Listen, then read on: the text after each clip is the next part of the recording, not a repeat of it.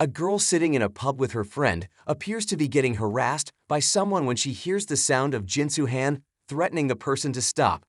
Following this, Jinsu Han arrives and delivers a punch to the harasser, causing him to fall down. The girl, who is actually Han's friend, intervenes and stops him from doing further harm. Just then, the person gets up, filled with anger, and asks how Jinsu Han can punch his supervisor. Jinsu Han explains that he can endure anything except when it comes to such actions against his friend. However, this act leads him to pay a huge price as he gets expelled from the university without completing his specialization. Leaving the head office, Han throws his lab coat in the bin and moves away from the university hospital. He then attempts to get enrolled in other private institutions, but faces difficulty due to his lack of a strong family background. One day, fortunately, he meets an investor who gives him the opportunity to open a small private hospital. However, to his disappointment, the investor disappears after taking all of his money. He consults an investigation department that informs him about the residence of the suspect Sejyo apartment. After some contemplation, he remembers that this is the same place where his supervisor, Jingyo Kim, lives, making him realize that the investor was his friend. Meanwhile, the girl he wants to marry also leaves him, stating that she has found someone better. These drastic turns of events drive Jinsu Han to become a drug addict, ultimately destroying his career and future. Recognizing that he is destroying his own life, he returns to the hospital to resolve the issue and asks his professor for forgiveness. However, upon entering the professor's office, he finds his friend there, embracing the professor, causing Han to become enraged. Realizing the extent of this betrayal, he begins to express his anger verbally, leading them to offer feeble justifications for their actions. In a state of complete madness, he leaves the hospital and encounters a mysterious individual on the street. After confirming Han's identity, the person takes out a dagger and launches a fatal attack while preventing Han from making a sound. Subsequently, the person places his body in a car and transports him to a forest, where he digs a pit and throws Han inside. The person then contacts the professor, informing him of the successful execution of the malicious act and explaining his immediate intention to bury the body. As the person begins covering the body with mud, Han lies there, trying to call for help but unable to do so. Helpless and lying in the pit, he desperately wishes not to die in this manner, causing a tear to fall from his eye as he sinks into the sand. After burying him, the person departs and he perishes in that location. However, shortly after losing his life, he hears a sound and opens his eyes to discover his body floating in an empty space. Just then, a window appears, displaying his good and bad deeds in the form of statistics and explaining that he can use these points to purchase tickets for heaven or the resurrection. Bewildered, he looks around, attempting to comprehend what is happening. Believing that he has just died, he intends to inspect his wound but finds not even a single mark of it. Just then, a mysterious voice informs him that he is a newly departed spirit entering the phase of judgment, where his fate will be determined based on his deeds. Due to his high-scoring good deeds, he is given a choice between heaven or resurrection within 30 seconds as the countdown begins, leaving him bewildered. After some contemplation, he decides to purchase a resurrection ticket, prompting them to inquire about the location where he wishes to be resurrected. Considering his previous profession as a surgeon, they offer him the opportunity to choose a place where he can utilize his skills, which he accepts. When he specifies his desire for a location with a high number of patients to treat, a place is selected, and he is wished good luck for his new life. While he ponders the source of the voice, a portal suddenly opens up and takes him in. After some time, he opens his eyes and finds himself in the body of a severely injured child. Miraculously, the wounds begin to heal, and he rejoices in his decision to resurrect. However, as he approaches a nearby village, he witnesses the devastation caused by a recent war, with countless people lying on the ground, some dead and others badly injured. Shocked, Han wonders about the exact location of his resurrection, suspecting it to be a battlefield. Suddenly, his head starts to ache, triggering flashbacks of memories belonging to the person whose body he now inhabits. These memories include his childhood, his parents, and his father's death. It dawns on him that he has been transported back to the Three Kingdoms period. He rushes down to the village, witnessing the devastating aftermath of the war. Among the lifeless bodies scattered on the ground, He notices a severely injured individual crying out for help. Han approaches the person and asks to examine their wounds. However, he soon realizes that he doesn't even have water to clean his hands, let alone surgical equipment. Just then, someone comes running towards him, addressing him as Master. Anxiously sitting down, the person inquires about Han's well-being. The individual notices the blood on Han's hands and questions if he has been injured. Han reassures him that it is not his own blood. Subsequently, he asks the person to find a well and bring clean water, along with needles and threads. Surprised by Han's polite demeanor, the person asks for the reason behind that, but Han explains that there isn't enough time to explain and urges him to leave. Following his instructions, the person hurriedly departs. Meanwhile, Han examines the wounded person's injuries, pondering how he would have used anesthesia and proper equipment if he were in a hospital. Acknowledging that he cannot rely on those resources in the current situation, he resolves to assess the wounds manually. Despite feeling fear and uncertainty, he understands that a life is at stake and tries to maintain his composure as he begins the treatment. Meanwhile, the patient's condition worsens, and he swiftly provides emergency assistance using only his bare hands. While examining the abdominal aorta, arteries, and intestines, he realizes that the person's large intestine has been severed, causing blood to pool and stagnate. While he is draining the stagnant blood, the person he sent returns with all the items he had requested. After handing them over to him, the person runs back to fetch a clean piece of cloth, as instructed by Han. Meanwhile, a woman standing nearby offers him a needle and thread. Much to his disappointment, both the needle and thread are too thick to be used for stitching the skin. Considering he has no other choice but to use that, he starts putting the thread into the needle while cursing the angel for resurrecting him in such a chaotic place. Before stitching the body, he uses water to clean the wounds and carefully puts the intestine back in place before proceeding with the stitching process. Once the procedure is complete, he sits there exhausted yet content that the treatment has surpassed his expectations. At that moment, the wife of the injured person rushes towards the body, sobbing upon seeing her husband's condition. Han reassures her that her husband will be all right, which surprises her given the severity of his wounds. Curious, she asks if he is a physician, which he affirms, disclosing his background in medicine. Following this, he proceeds to treat as many patients as he can, tending to their wounds and assisting them in stabilizing their conditions until the sun begins to set. As dusk approaches, Han departs from the village alongside his subordinate, who expresses relief at seeing his master unharmed. While they continue their journey, Han inquires about the soldiers who were dispatched to annihilate the bandits. His subordinate reveals that the soldiers would never risk their lives for such a task, mentioning a rumor about them being bribed by the bandits. This revelation shocks Han, leading him to understand why the historical Yellow Turban Rebellion occurred. It dawns on him that, according to the current year he finds himself in, the Yellow Turban Rebellion is set to happen 1 year later. Frustrated by the situation, Han once again curses the angel for sending him to such a dangerous place, prompting his subordinate to ask if he is cursing him. At night, they reach the house, where he is suggested to take a bath before meeting his family to prevent them from getting worried to see the blood.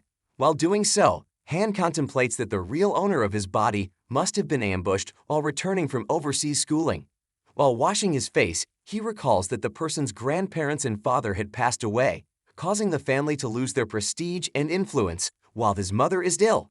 In response to his mother's illness, the person has been reading medical books. He also has 2 older brothers, one aged 21 and the other aged 18. Due to the fact that he was 31 when he died, Han feels awkward addressing the person's brothers with Hyung, yet he has no other choice.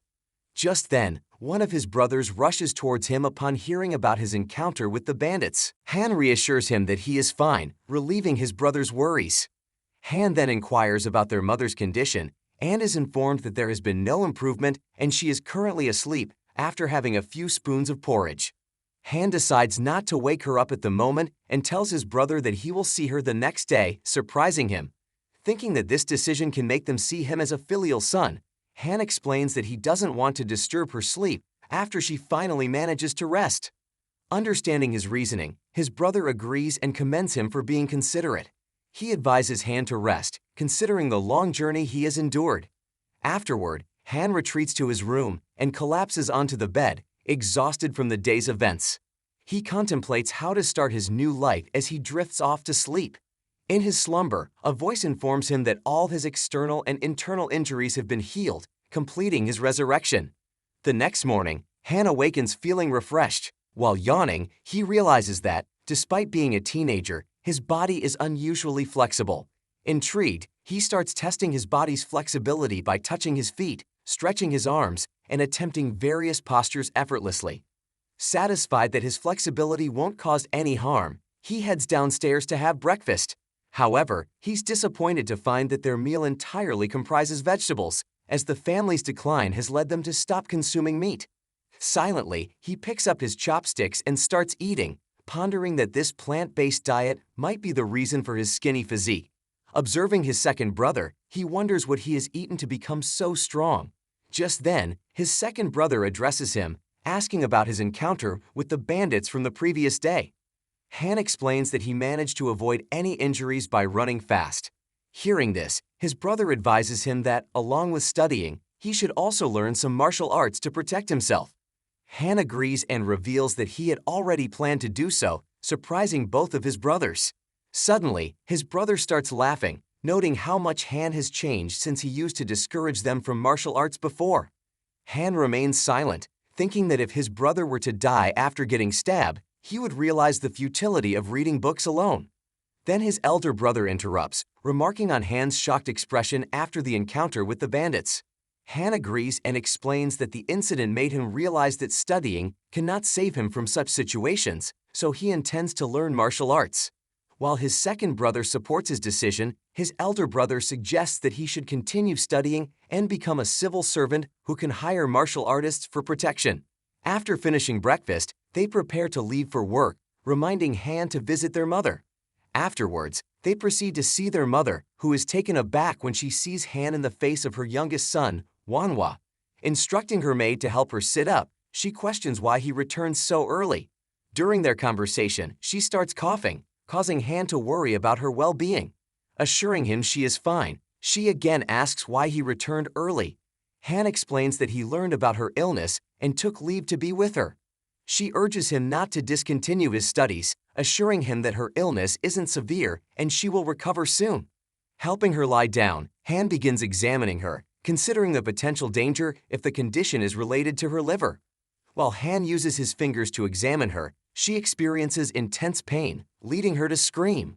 Witnessing this, his second brother intervenes, stating that Han cannot subject their sick mother to such pain. Han explains that during his studies, he extensively studied medical books as well. Hearing this, his brother scolds him, pointing out that he cannot claim to be a physician after merely reading a few books on medicine. However, his elder brother, intrigued, asks Han about the previous day's incident when he treated the bandit victims and even performed surgeries. His second brother finds it hard to believe and asks if he's joking, but Han reluctantly admits to doing so. Stunned, his brother remains motionless while Han expresses his hope that the person he treated might manage to survive. Surprised, his elder brother asks why he would say such a thing after treating the person. Han explains that the condition of that person was very critical, yet if he sees even a slight chance of someone's survival, he will always do his best. Shocked, his brother exclaims that Han's determination is akin to that of a physician, leading Han to silently acknowledge that he truly is a doctor. They then grant him permission to examine their mother, filling him with joy. Continuing the examination, he applies pressure to different parts of her abdomen, asking if she feels pain in those areas. After examining her stomach and liver, he concludes that her vital organs are unaffected. However, noticing her pale eyes and jaundiced skin, he contemplates checking the upper part of her stomach to confirm his suspicions. As he does so, his mother screams in pain, confirming his diagnosis of cholecystitis. Holding her hand, Han wonders how much pain she must have endured for months. He considers how easy it would be to perform a cholecystectomy through laparoscopic surgery if it were possible in this era, but he deems it unimaginable. His mother speaks up, assuring him that she will be fine since she's been taking medicine prescribed by a physician and urging him not to worry. However, Han states that her illness cannot be cured by medicine alone. Just then, the knowledge of various medicinal herbs starts popping into his head, making him think that Huabu must have studied those in his life. Believing this knowledge could be somewhat useful, He asks his brother if he has the physician's prescription. After asking him to wait, his brother searches through a drawer and soon retrieves the prescription, handing it to Han. Reading about the different herbs prescribed by the physician, he starts criticizing the person as a quack who provided ineffective medicine to their mother. He explains to his brothers that their mother's pain is caused by gallbladder stones, which his brothers reluctantly accept, considering changing her medication in that case. Han suggests alleviating her pain with purple daffodils or brewed cornbread, prompting his brother to inquire if there's an even better solution. Han explains that the pain can be completely eliminated by removing the gallbladder stones. Intrigued, they ask if it's truly possible, to which Han responds that it would require cutting open their mother's stomach, leaving them utterly shocked. Han explains that the physicians of the West advise opening the stomach with a knife to remove the stones. This causes his brother to become overwhelmed with fury, scolding him for suggesting such a thing.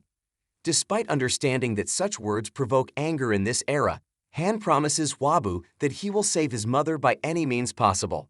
He tries again to explain that the treatment won't result in their mother's death, but instead will improve her health, which only further infuriates his brother.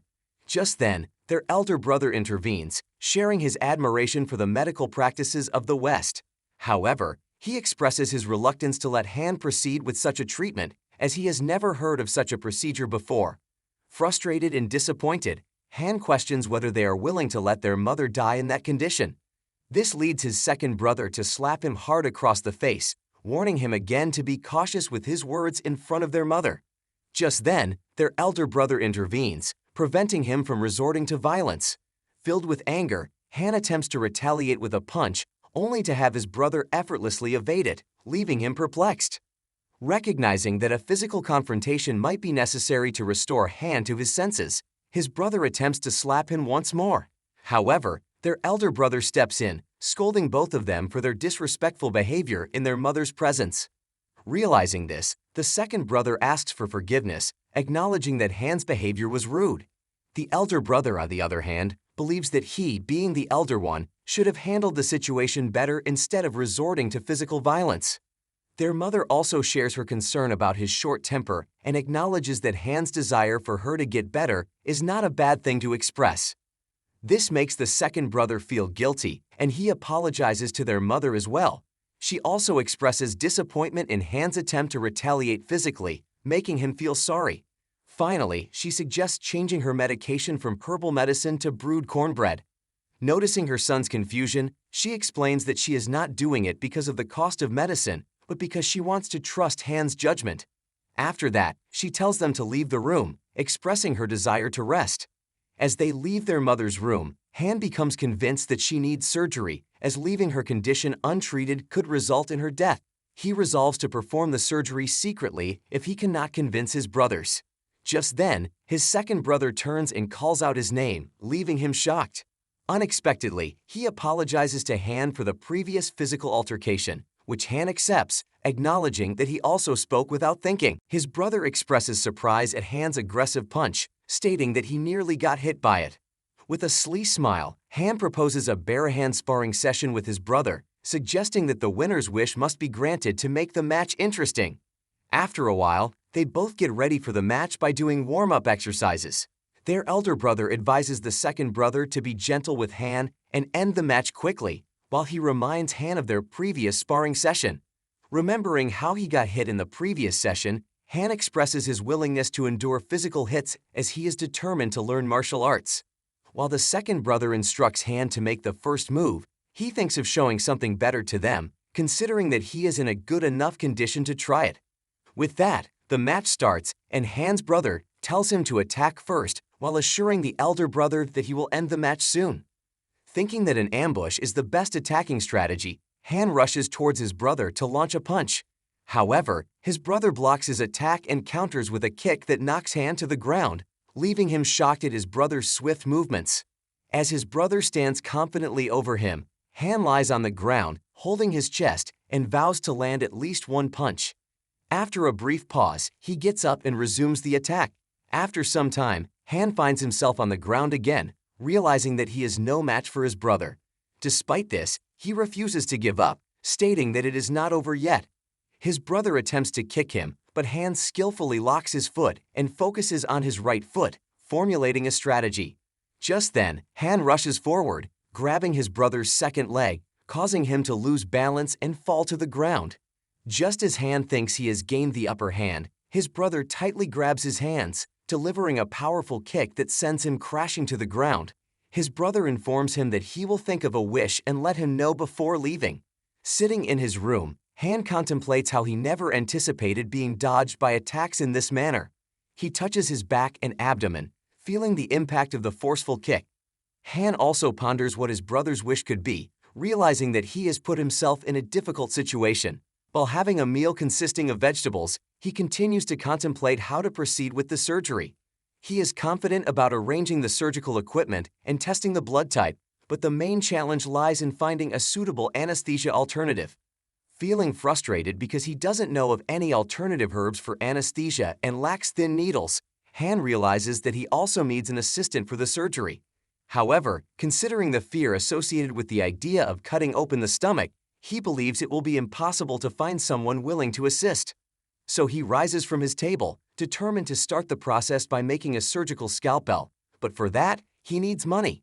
He looks at the paper money given to him upon his resurrection and wonders why the type of money wasn't adjusted for the specific era he was sent to. Seeking a solution, he puts on his robe and approaches his elder brother, asking for money. Upon receiving the money, he heads to the market and finds a large crowd of people. However, as he walks among the stalls, he is unable to find any dumplings, which surprises him as dumplings are traditional Chinese food. Inquiring with different vendors, he comes to the realization that none of them knows what dumplings are. He remembers that dumplings were initially made to tribute to those who died in the war, making him understand that they haven't been introduced as food yet. Disappointed, he moves on, craving meat and wanting to avoid vegetables. Eventually, he arrives at a drugstore and opens the door to inquire if anyone is present. As he enters the store, he recalls that he had already ordered a scalpel on his way there. Intent on finding an alternative for anesthesia, Han asks the shopkeeper if there is any medicinal herb that can temporarily paralyze a person and wear off later. The person informs him that it can be achieved with the use of poison, but it carries risks, so they don't keep such substances there. Curious about Han's purpose behind getting those weeds, the person asks Han why he needs them. Han replies that he requires them for a specific purpose. The person then inquires about the amount Han is willing to pay if he brings the weeds. After considering the expenses involved in testing such weeds, Han suggests 1 coin for every 3 roots. After some negotiation, they settle on 1 coin for every 2.5 roots, and the person tells Han to return in 2 days to collect them. Leaving the clinic, Han recalls being told to use hard alcohol as a disinfectant and decides to buy it from a tavern at night. Now the only remaining problem is finding rats for anesthesia experiments. He heads to a slum area, remembering that the people there frequently consume rats, snakes, and frogs. While walking through the dirty and odorous streets, he realizes that the people living there have a hard life, resembling beggars. Suddenly, he notices a large group of people gathered in an area and goes to investigate. Pushing his way through the crowd, he rushes to a person who has fallen from a tree and broken their leg while attempting to pick fruit. Introducing himself as a physician, he requests permission to examine the injured person, and they allow him to do so. While inspecting the leg, he deduces that it is indeed broken but struggles to locate the exact fracture point. Considering that the person's muscles might also require stitching, Han wonders if it is possible to perform the procedure without modern technology. After securing the wound with a cloth, he examines it by feeling the blood vessels and determines that they are not damaged. However, the exact nature of the bone fracture remains a serious issue as he ponders if there is a viable solution. Noticing the person's crying child nearby, Han decides to give it a try at least. He asks the people to bring icy water and a clean cloth, which makes them confused. They begin to question how to obtain ice in the summertime and what ice even is, making Han realize that refrigeration did not exist in that era. Acknowledging his mistake, Han requests that they bring cold water instead. The person's son suggests using water from the well, and Han agrees, instructing him to bring a piece of wood as well for splinting the leg. The child runs off to fetch the items. Observing that the bleeding has stopped, Han unties the cloth to examine the wound and discovers severe muscle swelling. This leads him to deduce that the muscles and ligaments have suffered significant damage along with the bone fracture. The swelling helps him identify the broken section of the bone, facilitating the treatment. However, suddenly, a window appears before his eyes, providing a clear view of the broken bone as if he were looking at an X-ray. Still in shock, he hurries to proceed before the window disappears.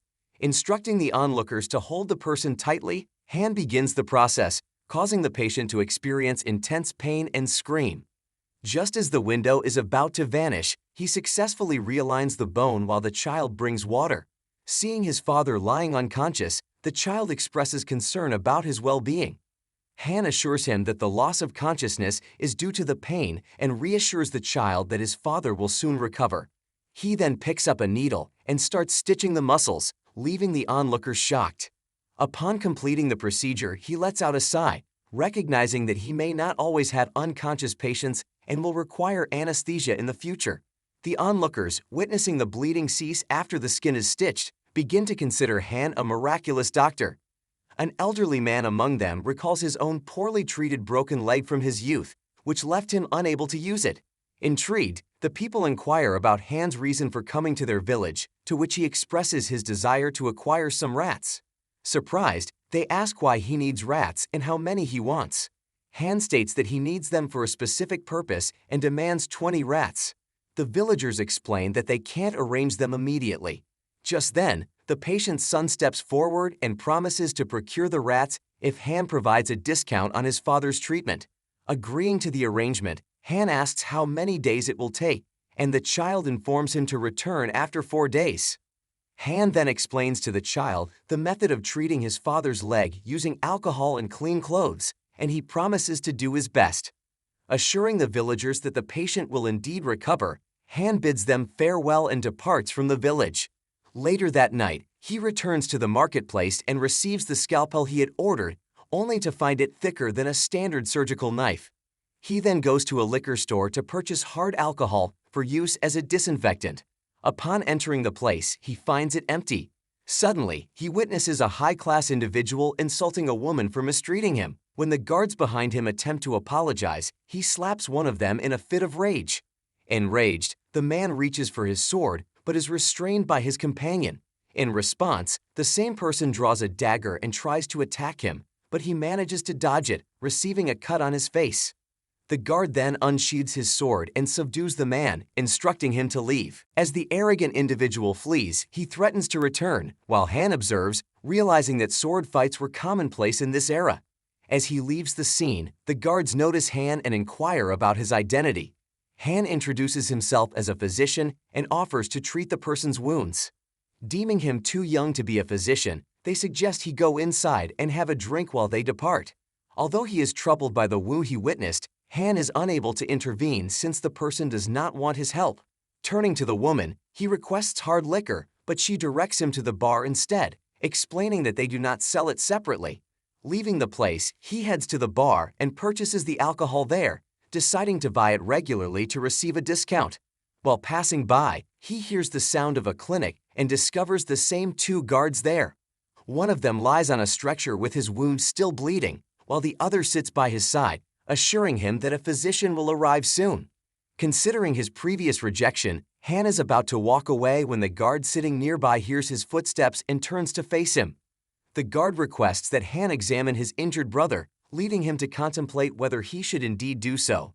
Upon reaching him, the guard asks Han to treat his brother, explaining that the physician had left for another village and his brother's condition is deteriorating. Han, however, feels that it would be inappropriate to provide treatment in someone else's clinic as a stranger. The guard suggests taking his brother outside, but Han still refuses, prompting the guard to lie down and apologize for his rude behavior, begging Han to help. Han, admitting that he is still a medical student and that the situation is risky, agrees to provide treatment with no guarantee of success. The guard expresses his gratitude and leads Han inside. Just as they enter, the physician arrives, frantically asking where the patient is. The guard points him to his brother, and the physician begins examining the wound while Han observes closely, curious to learn from his approach. Examining the wound, the physician says that the thickest vein on the person's face has been cut and decides to use acupuncture to stop the bleeding, leaving Han astonished. As he starts the treatment, Han watches attentively, realizing that he had not known about this technique before and considering acupuncture to be a remarkable scientific medical art. While the physician dresses the wound, the guard asks if it is done, and the physician replies that he has done everything he could. The guard expresses his gratitude, but the physician warns that it is still too early to be relieved. He explains that he will remove the needle after 15 minutes, and if the bleeding starts again, there is nothing more he can do. The guard suggests keeping the needle fixed there, but the physician explains that it could leave him dumb or blind. Hearing this, the guard collapses to the ground, crying. Meanwhile, Han stands there, realizing that the treatment was only temporary. Just then, the physician turns to him and asks who he is. Han introduces himself as a medical student, surprising the physician at first. However, the physician turns away, thinking that such a young person cannot be of any help. Just then, Han comes forward, asking the physician if he can try to connect the blood vessels of the person, making him surprised. The physician is astonished by Han's ability to identify the problem and even claim to fix it. Acknowledging that the patient has a low chance of survival anyway, the physician grants Han permission to try. Asking the physician to apply pressure to the patient's face, Han removes the dressing and takes a needle to examine the vessels, leaving the physician surprised. Using the needle, Han pierces one of the person's veins on the neck, causing intense pain and making the patient lose consciousness. He then inquires about the physician's method of pain relief through acupuncture, recognizing it as a valuable technique to learn. Instructing the physician to maintain pressure on the patient's face, Han begins stitching the wound, instructing him to remove the needle afterwards. The physician is amazed to see the treatment work well, while Han advises the attendant to provide porridge to the patient and apply alcohol to the wound. With the treatment complete, they leave the clinic, thanking Han for his help. As the physician stands, observing the patient he believed would not survive, Han calls out to him, asking if he can teach him acupuncture. The physician agrees, requesting that Han teach him the techniques of stitching skin and connecting blood vessels in return, to which Han agrees. Meanwhile, Han's brothers sit in their house, drinking tea and discussing their mother's improved condition after consuming the brewed cornbread. They consider Han's prescription to be better than that of the physician. The second brother mentions that the elder brother can now focus on his studies. In agreement, the elder brother states that Han is not reading any books nowadays and keeps asking for money to go out and do something. Hearing this, the second brother asks if he should talk to him, but the elder brother forbids him, suggesting that he teach him swordsmanship techniques for self-defense. Just then, Han returns, surprising them with his late arrival. They notice a blood stain on his sleeve and become worried, inquiring about it. Han explains that it is not his blood and that he treated someone with a facial wound. The elder brother doesn't seem pleased with Han pretending to be a physician. Han shares his desire to conduct an experiment to treat their mother, which prompts them to say that since he isn't a physician, it's not his concern. However, the second brother, considering their mother's improving condition, expresses his trust in Han, much to Han's delight. He then tells Han that their elder brother has instructed him to teach him swordsmanship and asks Han to follow him. As they walk outside, Han decides to make the most of this opportunity, realizing that he might face difficult situations in the future. Once outside, his brother hands him an armor suit to wear, causing Han to worry that its weight might slow down his movements. Han requests that his brother wear the armor as well, and his brother promises to do so if he gets hit even once. Handing Han a wooden sword, his brother expresses his hope that Han will regret his decision and tells him to make the first attack. Instead of relying on swordsmanship, Han decides to use the kendo techniques he learned in his past life and rushes forward to launch his attack. As Han rushes towards his brother to attack, his brother quickly launches an attack first, hitting him with the wooden sword so hard that he falls down. Rising once again, he decides to try a different approach this time, using a stab instead of a slash. He believes that a combination of quick speed and fencing techniques will allow him to at least land one hit. However, to his surprise, his brother also dodges his stab, causing Han to fall down and get badly hurt. His brother approaches him and asks who taught him martial arts. Han requests another chance to fight, but his brother points out that he lacks even the most basic knowledge of martial arts. He takes Han inside to teach him the fundamentals. Inside, his brother brings Han to a tree with a rock hanging from its branch and asks him to stab the rock. Han thinks it should be an easy task and goes ahead to reach the rock to stab it, but his brother shouts and asks what he is doing. He then draws a line at a distance and instructs Han to stab the rock from there. To demonstrate, his brother successfully stabs the rock himself, shocking Han. He then tells Han to do the same. However, instead of attempting the stab, Han waits for the rock to stop oscillating. Observing this, his brother tells him that an enemy never remains still and instructs him to stab a moving rock. Han tries countless times but fails to hit the moving target. His brother tells him to keep trying until he succeeds in 3 consecutive attempts and leaves him to practice. After numerous failed attempts to stab the stone, Han sits down, feeling exhausted and disappointed. He contemplates giving up martial arts and focusing on his studies. However, he remembers how he died and is determined not to let that happen again. He considers the rock to be a minor challenge compared to the efforts he made in medicine, and with renewed determination, he rushes towards the stone once again. The next morning, his brother comes out, wondering if Han succeeded in the task he assigned him. As he approaches the tree, he finds a huge hole in the ground, realizing that Han must have practiced for a long time to create such a hole. He then notices 3 stones hanging from the tree instead of 1, leaving him to wonder if Han attempted to hit all 3 simultaneously.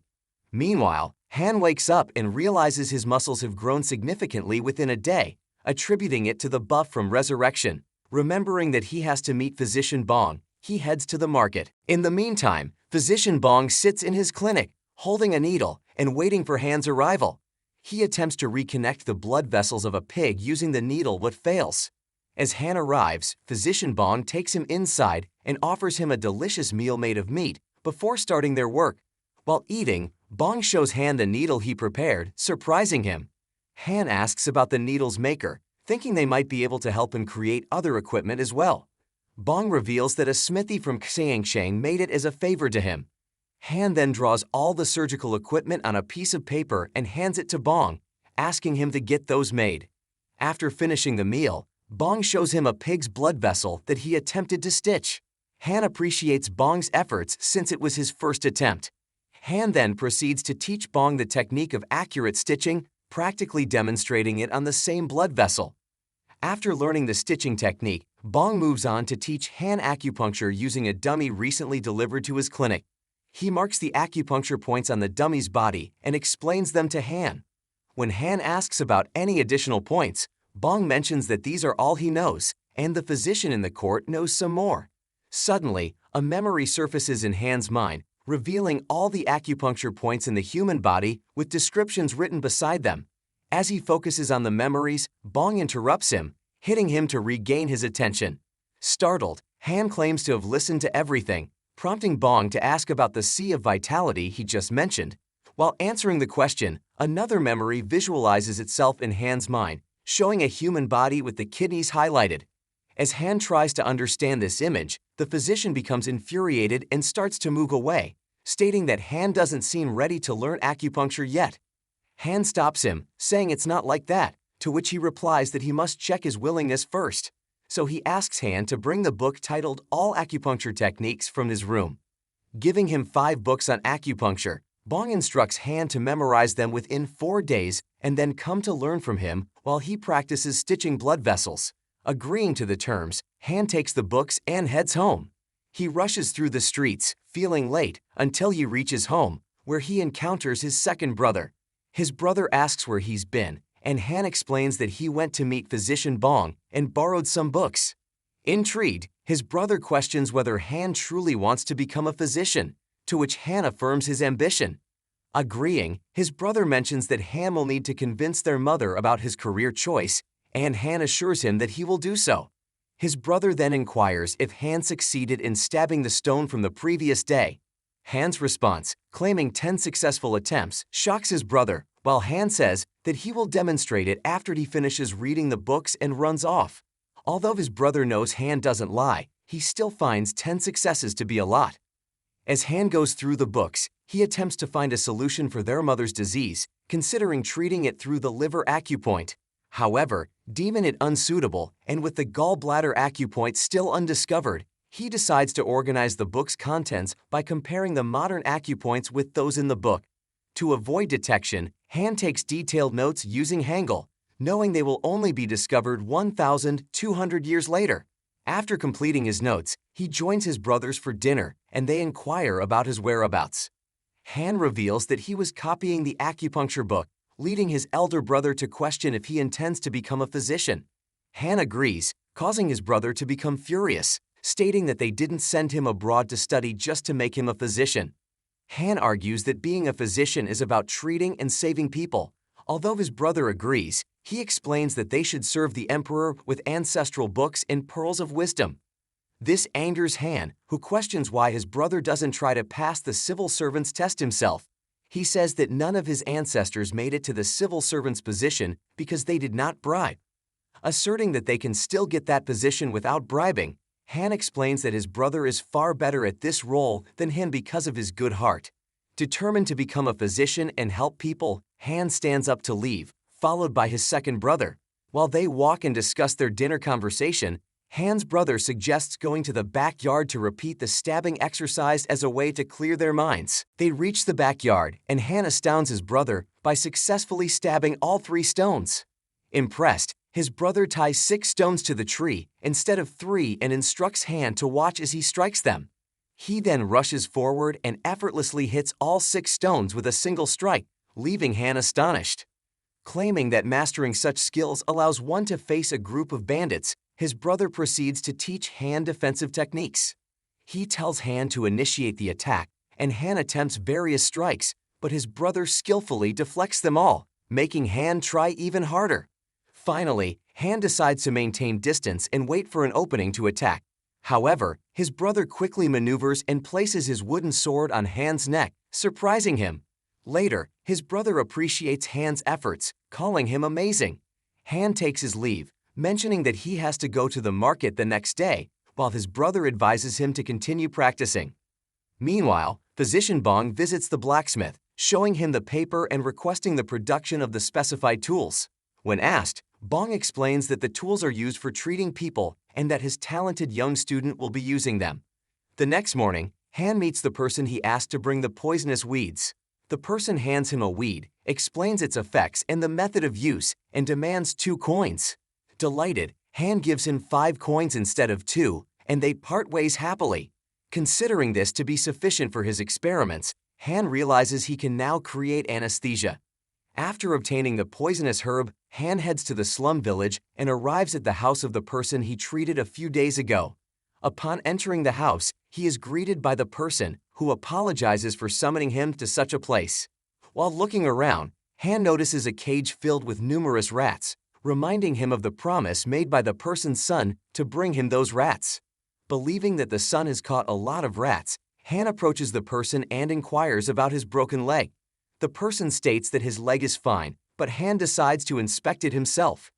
To his dismay, he finds the wound to be filled with pus due to a lack of alcohol disinfection. Taking out the alcohol, Han announces that he will disinfect the wound, leaving the person bewildered. Noticing the person's mouth watering upon seeing the alcohol, Han asks if he likes alcohol. The person explains that he cannot afford to drink it. Han clarifies that alcohol is meant to be used as a disinfectant by pouring it onto a cloth and applying it to the wound.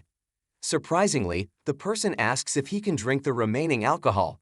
Han allows him to do so, but threatens to cut his knees with knives afterward, scaring the person from asking again.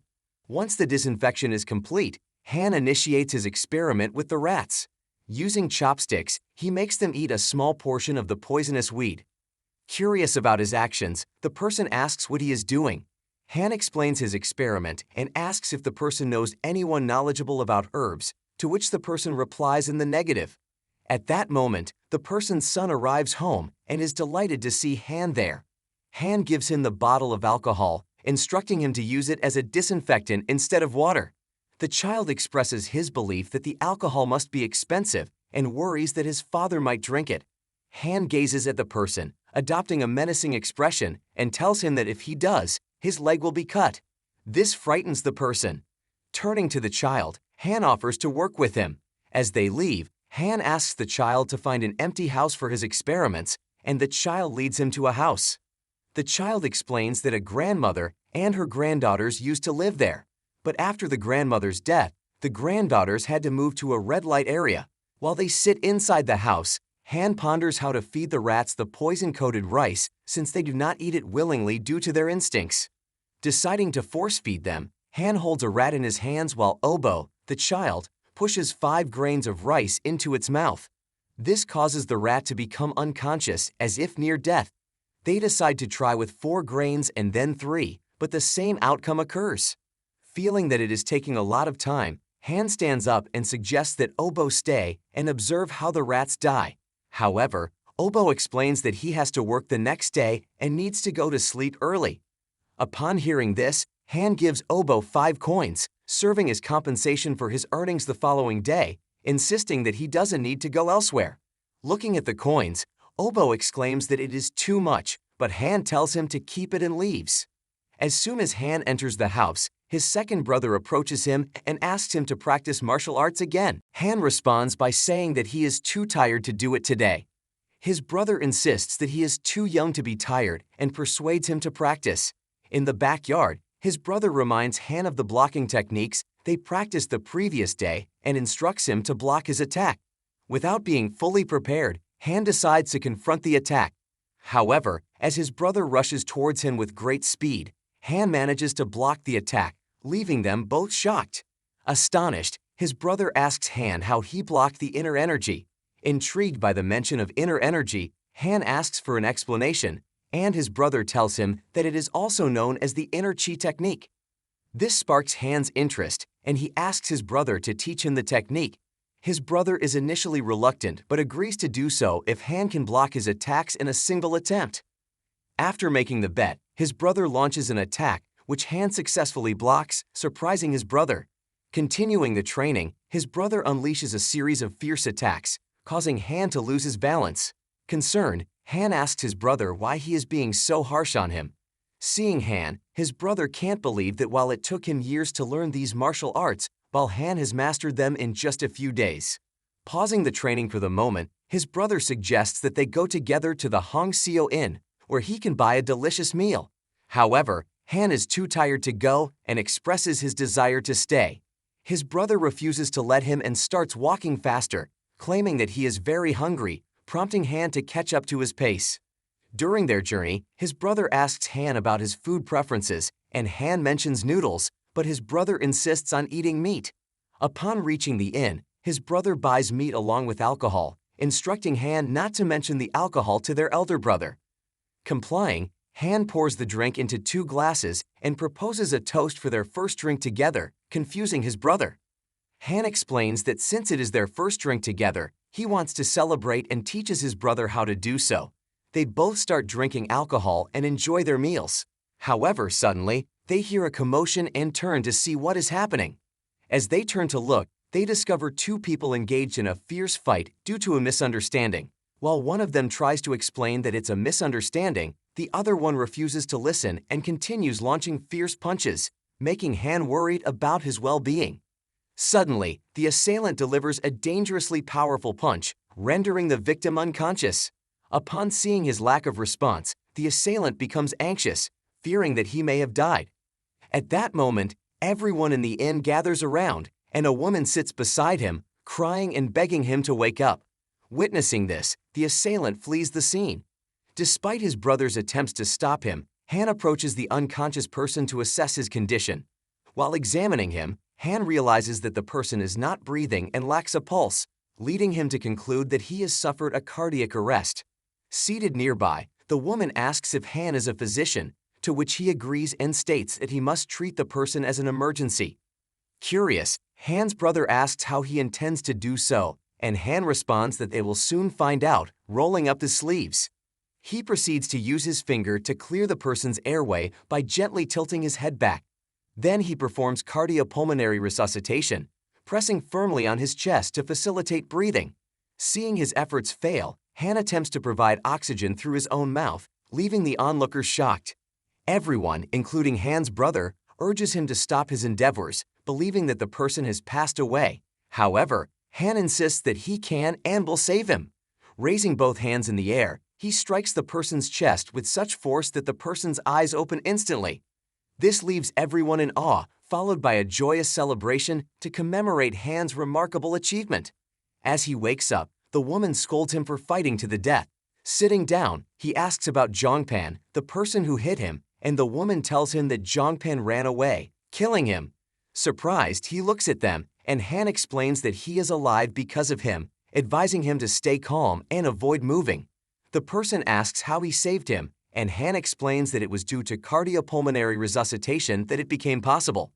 Suddenly, the person's head starts to hurt, and Han explains that it is the reaction of the cardiac arrest in his brain, emphasizing the importance of resting and lying down.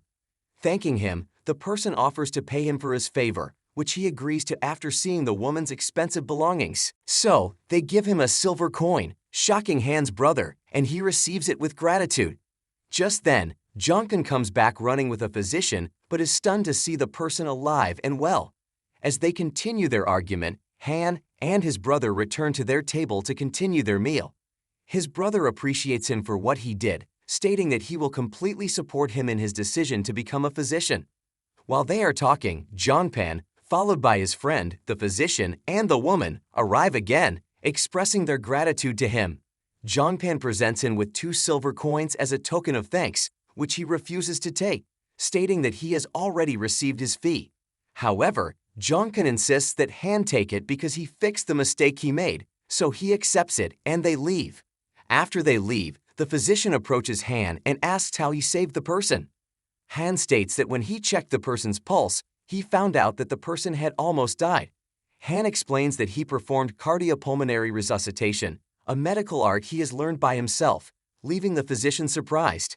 Intrigued, the person asks Han if he invented this technique, and Han explains that he simply took notes from various books and formulated them. The physician then introduces himself as Seok Pil and expresses admiration for Han's talent.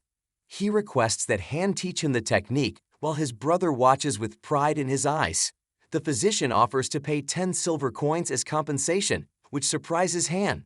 However, Han refuses the payment and instead suggests that Seok Pil visit Physician Bong's clinic the next day, where he can learn the technique. With that, Han departs, feeling relieved, and returns to the table.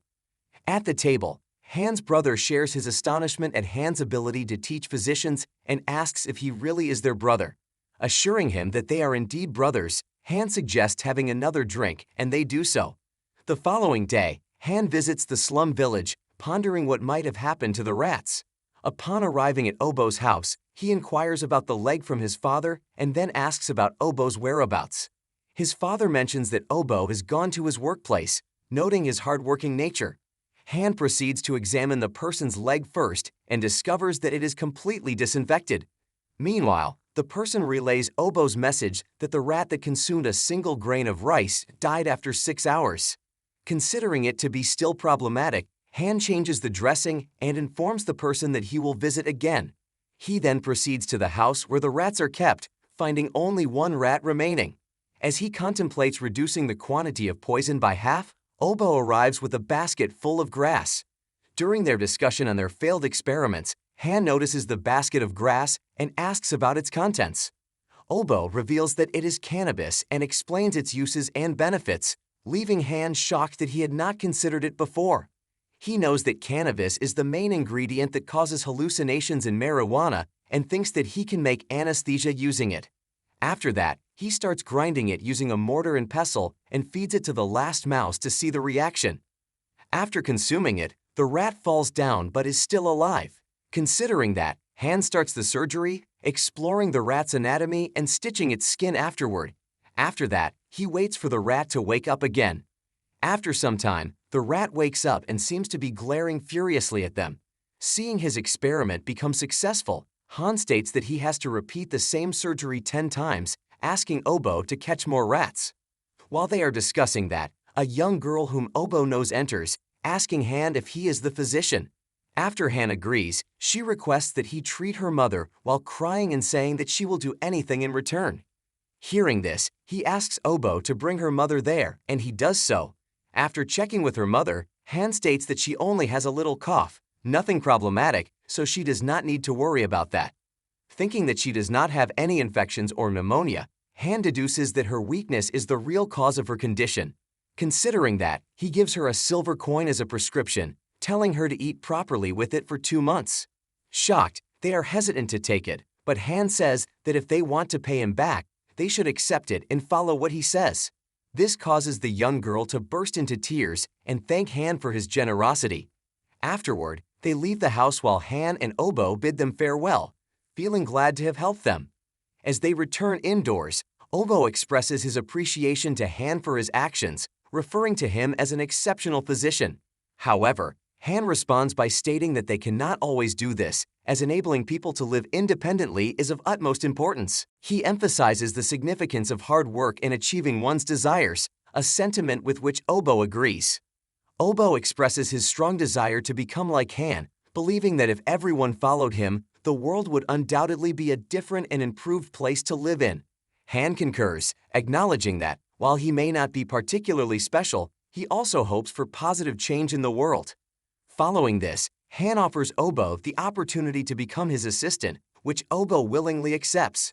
Han then asks Obo to lead him to the cannabis field, which he mentions is located a little distance away.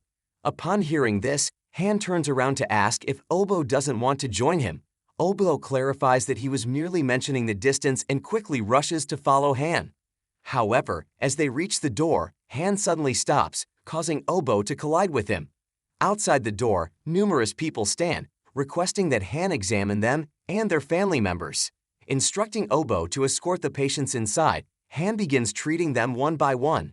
The entire day passes in this manner, leaving Obo increasingly exhausted. After the patients depart, Obo expresses his admiration for Han and states that the villagers should be grateful for his actions, while Han remains occupied with something else. Curious about Han's activity, Obo inquires, prompting Han to turn around, holding a basket, and ask about the location of the cannabis field. Obo cautions against going there at night due to the presence of wild animals, but Han insists on simply visiting the location, leading Obo away. Meanwhile, in a grand mansion, a person dining is informed about Han saving a deceased individual, causing him to laugh, assuming it to be a joke. However, as the informant mentions over 30 witnesses to the event, the person's demeanor changes. Inquiring about the physician's identity, the informant reveals that he is just a young boy. Upon hearing this, the individual, who is actually a government official named Cho, asserts that the child must be an ancient immortal in disguise.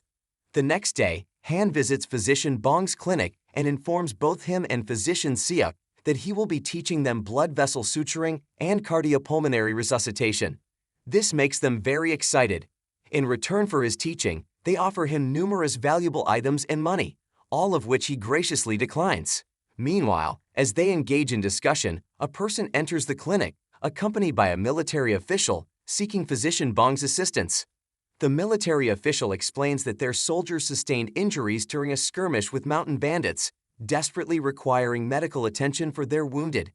In light of this information, both physicians Bong and Siak prepare to depart, but Han intervenes, expressing his desire to accompany them. Recognizing that his presence would afford them the opportunity to witness his medical expertise, they agreed to bring him along. Shortly thereafter, they arrive at Masiok Valley and make their way through rows of tents, observing individuals with minor injuries seated there. Eventually, Han arrives at a tent where severely wounded individuals lie, moaning and beseeching aid. Han stands there, contemplating the fact that these patients have been gathered due to the severity of their injuries. Just then, Bong enters and informs Han that they will attend to these patients later. Siak also enters, stating that nothing can be done for them due to the fatal nature of their wounds. However, Han asserts that emergency patients should be treated first and proceeds to leave. Meanwhile, Bong and Siak try to convince him to leave, explaining that these patients have been brought here because of their critical conditions. Suddenly, one of the patients lifts his hand, grabbing Han's leg and imploring him to save his life. Observing the arrow lodged in the patient's body, Han deduces that it is a stab wound and acknowledges the risks of cutting his stomach open. Also, considering that dedicating his time to this patient may hinder his ability to save others, Han wishes he could use his clairvoyance, closing his eyes. When he opens his eyes again, he sees the same image of internal injuries on the person's body, showing his small intestine being severed. He is left with no choice but to perform an abdominal incision. The patient calls out to Han, expressing the desire to live, and then loses consciousness. Holding his hand, Han assures the patient that he will definitely save him. Afterwards, he administers anesthesia and checks the patient's breathing and pulse, finding them to be normal. He then proceeds with the surgery, informing the physicians that he will perform the abdominal incision. Using a scalpel, he begins his work while the physicians stand there, motionless and stunned. After making the incision, Han carefully removes the lodged part of the arrow and informs them that he will proceed to stitch the small intestine. He assigns different responsibilities to the physicians, who follow his instructions as he remains determined to save the patient. After completing the operation, he busies himself stitching the person's body while the two physicians gaze at him in astonishment. Once the operation is successful, Han breathes a sigh of relief, expresses gratitude to the two physicians, and proceeds to wash his hands. In the meantime, the two physicians, amazed by his confidence, make a vow to learn this medical art, even if it costs them thousands of gold coins. At that moment, Han turns to them and urges them to join him in saving more lives, and they begin anew. Meanwhile, the same official named in Cho returns from a battle with bandits, during which his troop leader, Lim, is injured. This is something unbelievable for him, considering Lim's skill and prowess. However, upon observing Lim's condition, Cho believes it may already be too late. Just then, he reaches the nearby tents and halts his horse, dismounting. Spotting the soldiers gathered there, he starts shouting, questioning their presence in the midst of battle. Upon seeing Cho, the soldiers quickly dispersed, with one of them stepping forward. He explains to Cho that they were merely observing the physicians, leaving Cho surprised. The soldier informs him that a young physician has arrived and has successfully saved 4 critical patients thus far. This information triggers Cho's recollection of what his informant had told him about the same physician. Considering this, Cho believes that the physician may be able to save Lim as well, and he promptly orders the soldiers to bring him in. Complying with his command, the soldiers carry him on a stretcher, urgently calling for Han and emphasizing the emergency situation. Entering the tent, Cho quickly calls for the physician, bringing his troop leader inside. Seeing him, Han, as well as the other 2 physicians, are shocked, wondering why he is here. Han remains still while Seok and Bong rush towards him, greeting him. Han, wondering if it is really the great minister of war, in Cho, also stands up and goes to greet him, introducing himself. Gazing at him in surprise, Cho mentions that he has heard about his great medical arts. Pointing towards his troop leader, he asks Han if he can save him. Upon seeing him, Han moves towards Lim and says that he will check the wound first. Examining the wound on his thigh, Han deduces that it is just a deep cut that has slightly damaged his bone, but the blood vessels are fine. Therefore, he considers stopping the bleeding first, as it would reduce the danger. Just then, Cho approaches him and asks if he can treat him. Han states that despite the critical nature of the wounds, there is still hope for his survival, and he can treat him. Hearing this, Cho urges him to treat him quickly, but Han steps back, saying that he will have to wait for his turn. Upon hearing this, Cho stops him, angrily stating that he must treat Lim first. Han turns to him and explains that if Lim does not receive immediate treatment, he will still survive, but the other patients will die. He asks if Cho is going to choose which subordinate to kill, which surprises him. Cho lets go of Han, and Han moves away, telling him to go outside and wait. Just then, a soldier enters, informing Cho about a recent bandit attack on a village. Cho departs, leaving Han in charge. As soon as he leaves, Bong and Siak express their fear and astonishment at what Han did to Cho, suggesting that he might have been killed. While Han continues to treat the patients, they continue explaining the status of Cho and his father, making him furious and threatening. Meanwhile, Cho successfully completes the rescue mission in the village, capturing a lot of bandits and saving the people. While the villagers express their gratitude to him, one of his guards arrives and informs him about the remaining bandits who have been apprehended. Upon hearing this, he orders them to return before sunrise and turns. Suddenly, he begins to feel immense pain from a wound on his foot, causing his soldiers to worry. As they inquire if he is fine, he assures them that he is all right. He recalls having stepped on a trap and realizes that he should have been more cautious as he returns, considering it to be a minor injury. Meanwhile, in the tents, Han successfully treats all the critically injured patients, leading other physicians to take a sigh of relief. However, Han approaches them and instructs them to examine the patients outside the tent instead of resting. Meanwhile, Cho sits in his tent, receiving treatment from his physician, who informs him that although the wound isn't severe, he still needs to exercise caution. Instructing the physician to leave, Cho ponders, confident that he will recover soon. Meanwhile, Han sits outside the tent, contemplating a way to treat tetanus. Since they lack penicillin, he considers using the blue mold as an alternative. He enters the tent and announces that those injured by metal may be susceptible to metal poisoning. This revelation instills fear in them as they worry about potential limb loss. Han explains that many types of food can develop blue mold, which can be dangerous if consumed carelessly. He suggests using horse milk with blue mold once a day, which prompts concerns about potential stomachaches.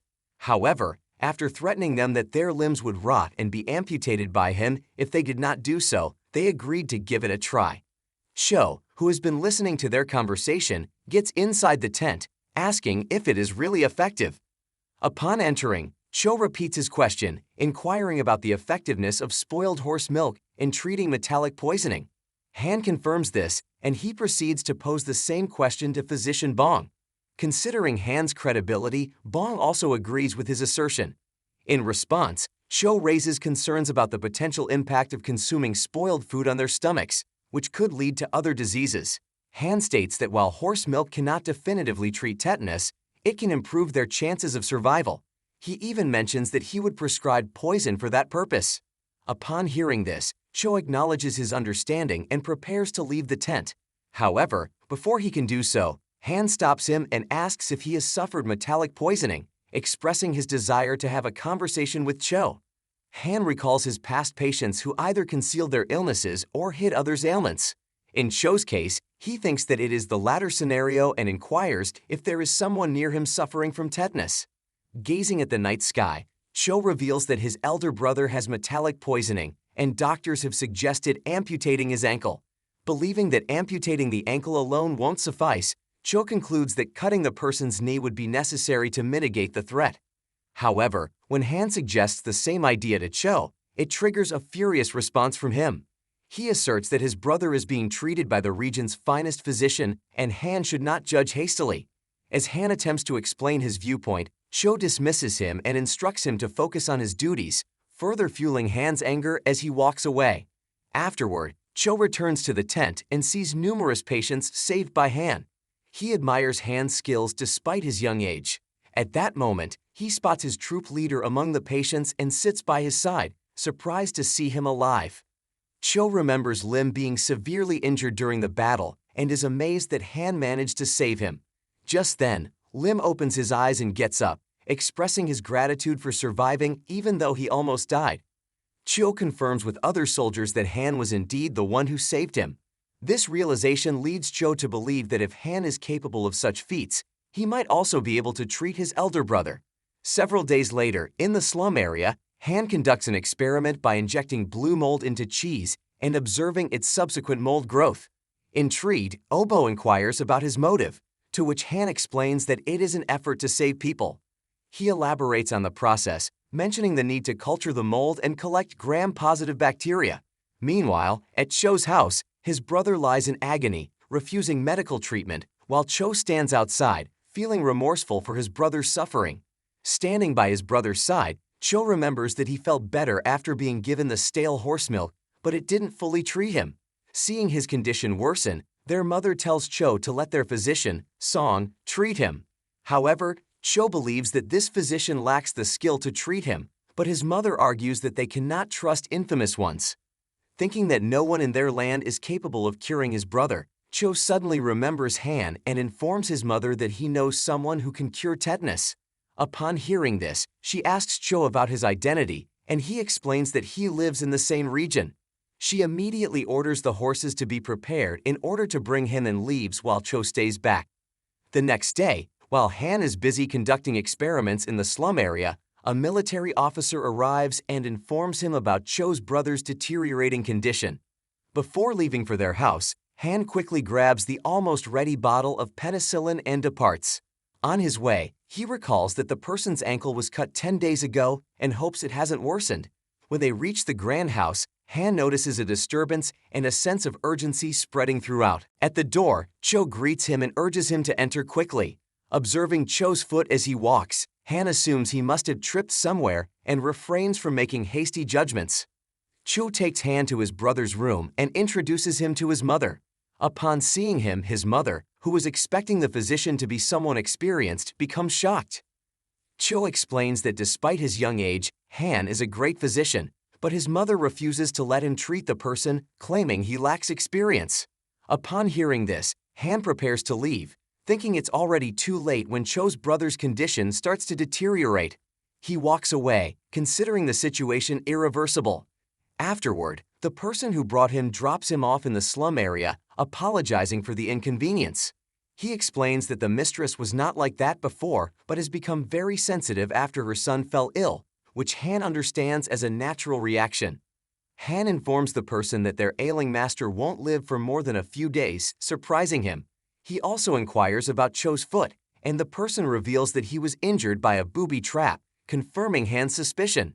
In case Cho is already suffering from tetanus, Han instructs the person to have the physician check Cho's condition as well. A few days later, while Han is busy checking on the patients in the slum area, he hears someone catching a pig, which diverts his attention. Frustrated, he moves outside to find Bong practicing stitches on a pig. Reaching him, Han appreciates his hard work and states that he is doing it to learn more.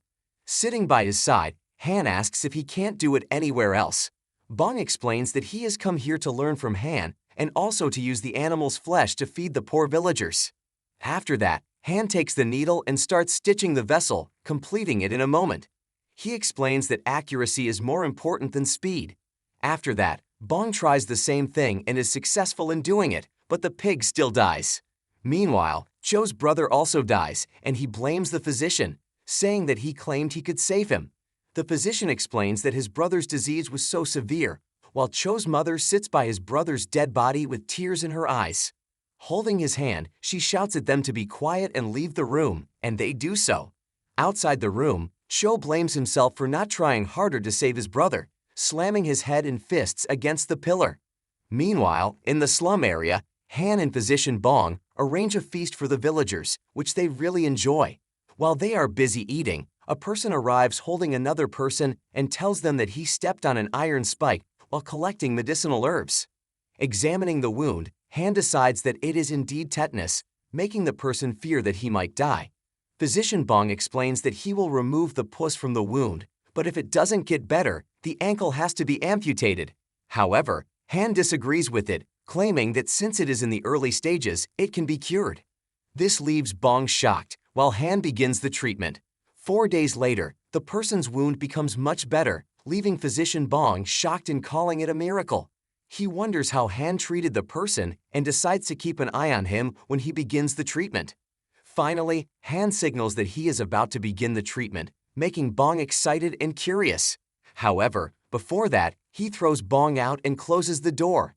Desperate to learn it, Bong keeps knocking on the door, imploring him to let him in and offering huge sums of money. Just then, an officer comes dashing on a horse and informs Bong that he has been requested by the mistress to visit their house in an emergency. Hearing this, Bong hurries with him, while Han wonders if tetanus has shown its impacts. Meanwhile, in Cho's house, he lies on a bed with his mother and physician Bong by his side. Bong examines his swollen foot, and Cho's mother asks about his disease when he states that he is currently unsure of it. Just then, Cho speaks up and says that the disease is tetanus. Hearing this, his mother is consumed by a shock so intense that she collapses to the ground and faints. While examining her pulse, physician Bong explains that nothing is serious and that she was simply shocked. Following that, Cho asks Bong for a favor, expressing that he doesn't want to die like his brother and wants physician Hua to amputate his feet before it's too late. Although this would put an end to his career as a general, he desires to live a life like a child and support his mother. However, Bong informs him that he cannot fulfill the request, not because of Cho's condition, but because Hua has been treating tetanus patients without resorting to amputation. Hearing this, Cho's mother rises with tears in her eyes, questioning the truth of the matter. Shortly after, the military officer returns to escort Han, confirming that Cho is still conscious. Han takes his bag of medicines and begins to move with confidence and determination. Meanwhile, Cho sits with his mother, who regrets having kicked Han out the last time. Cho reassures her that his patients have always been his priority, and he doesn't mind. At that moment, his father, General Chi Cho, enters, inquiring about his well-being and scolding him for sitting instead of lying down. He reveals that they have found an excellent physician in Nakgang, and they will go there. This shocks his wife, who approaches him, informing him about the arrival of a skilled physician and requesting to let him examine Cho first. In response, he expresses anger towards the physicians who caused the death of their older son and threatens severe consequences if he finds them. As he speaks, the woman spots Han approaching through the window as his husband turns to order preparations for their departure. Seizing the opportunity, she, noticing a nearby door, rushes after him and pushes him, causing him to fall into the storeroom. She then proceeds to lock the door as her husband repeatedly asks what she is doing. Just then, Han enters the room, and upon seeing him, Cho's mother lies on the ground, beseeching him to treat her son. Gently holding her hands, Han assures her that he will take care of her. After some time, she opens the door of the storeroom, and her husband emerges, angrily reproaching her for her actions. She explains that she has found a physician who can cure tetanus, further intensifying his anger. She admits to letting one of her children die due to her own foolishness and vows not to let it happen again, eventually calming him down.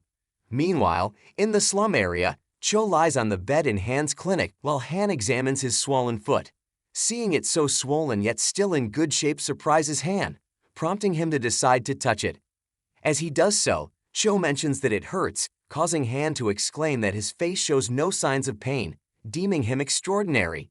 Cho explains that it's because he is circulating his inner chi, which piques Han's curiosity. Han wonders if all the generals of the Three Kingdoms era must have learned the inner chi technique, like his second brother. Intrigued, Cho asks if Han can treat his disease, to which Han agrees, assuring him that he can restore him to his previous state of normalcy. Before commencing the treatment, Han gives Cho a bottle and instructs him to drink it to alleviate the pain. When Cho inquires about its contents, Han explains that it's similar to alcohol, eliciting a smile from Cho. Asserting that one bottle of alcohol won't affect his consciousness, Cho drinks it but soon falls unconscious while Han begins the treatment. After a while, Cho wakes up and finds his foot tied up, with Han working nearby. He asks if the treatment is finished, and Han explains that all the basic procedures are complete, but believes that trismus has also set in. He needs to administer a large quantity of antibiotics to Cho, but for that, he requires an intravenous injection. Even before that, he must solve the issue of syringe needles, so he asks Cho if he knows of a skilled blacksmith. Cho tells him about Pyeongchang, the finest blacksmith in their country, whom Han seems to be familiar with. Immediately, Han draws something on the paper and shows it to Cho, telling him that it needs to be made within a day. Hearing this, Cho calls one of his soldiers and gives the paper to him, instructing him to go to Pyeongchang and ask him to make these things. With this task assigned, the person leaves and soon arrives at the location, presenting the paper to Pyeongchang. Upon seeing it, Pyeongchang remarks that it will be difficult to make and inquires about the intended recipient. The soldier informs him that these items are for the treatment of Lieutenant Cho, explaining his tetanus ailment. Upon hearing this, Pyeongchang becomes worried, mentioning that his brother also suffered from the same illness and died. However, the soldier assures him that Cho will be fine as he is being treated by physician Wabo, which surprises Pyeongchang. Meanwhile, in the slum area, Cho's foot begins to stiffen as soon as he stops circulating his inner energy. Worried, Han is left with no choice but to commence treatment immediately. Just then, Obo returns with physicians Bong and Siak. Han takes a scalpel and begins operating right away, making a cut on Cho's foot to remove the pus and grotesque skin. Meanwhile, Bong and Siak stand behind, stunned by Han's indifference to the blood splattering from Cho's foot. Observing the rapid spread of infection, rotting skin, and abscess formation, Han decides to drain it through the vein. By inflicting a deep cut, he creates an opening in Cho's vein and inserts a pig's vein, slowly passing the penicillin through it. As the physicians watch in astonishment at the direct injection into the veins, Cho suddenly starts to move. The penicillin injection triggers muscle seizures in his body, leaving him shocked. Physicians Bong and Siak, upon witnessing this, quickly grab needles and proceed to relax Cho's body through acupuncture, allowing Han to carry out the treatment smoothly. After a while, Cho opens his eyes and sees Han attending to another patient who appears very happy with the results of his treatment. He observes the person expressing gratitude to Han for treating his tetanus and offering him money, which Han refuses to accept. Han explains that he cannot take money meant to provide for feeding his family, and he steps away, instructing Obo to escort the person to the gate. Upon his return, Han finds Cho awake and informs him of the good news. He shares that they didn't have to amputate his leg, thus fulfilling his promise. Expressing his gratitude, Cho asks when he will be able to fully recover. Han explains that because Cho endured the injury to save face and delayed seeking treatment, it took a little longer to treat him. Meanwhile, the person Han recently treated returns, holding a basket of herbs, and tries to leave quickly. Suspicious of his act, Han checks the basket and finds a pouch of coins inside it, quickly instructing Obo to catch the person and return the money. However, before they can do so, the person runs away. Upon Han's return, visibly angered by the situation, Cho asks why he refuses to accept money from people when he needs it to treat more patients. As they engage in conversation, Cho's father stands outside the house, overhearing their discussion. After confirming that his son is all right, he quietly leaves and joins his wife, who is waiting for him outside. When she asks why he returned quietly, he suggests they should wait a little longer. After a few days, Han examines Cho's foot and declares that it has healed a lot, assuring him that he can go home soon. However, Cho appears saddened, believing that his elder brother would have been fine if Han had treated him. Han, acknowledging that patient outcomes can vary due to luck, brings a stool and sits beside Cho, discussing the matter of settling the treatment expenses. In exchange for his medical care, Han expresses his desire for Cho to teach him the inner chi techniques, which surprises Cho. Cho explains that the inner chi techniques are considered a secret technique of their family and are not to be taught to anyone outside of their kin. He then questions why Han, being a physician, would even want to learn it. Han reveals that he had a near-death experience in the past, having been stabbed with a knife twice, and he wishes to avoid such a fate in the future. Recognizing the validity of Han's reasoning, Cho conveys that while he cannot unilaterally decide to teach their family secret to Han, he is willing to try to persuade their father and obtain permission for it. We really hope that you enjoyed this manhwa. Make sure to like and subscribe for more.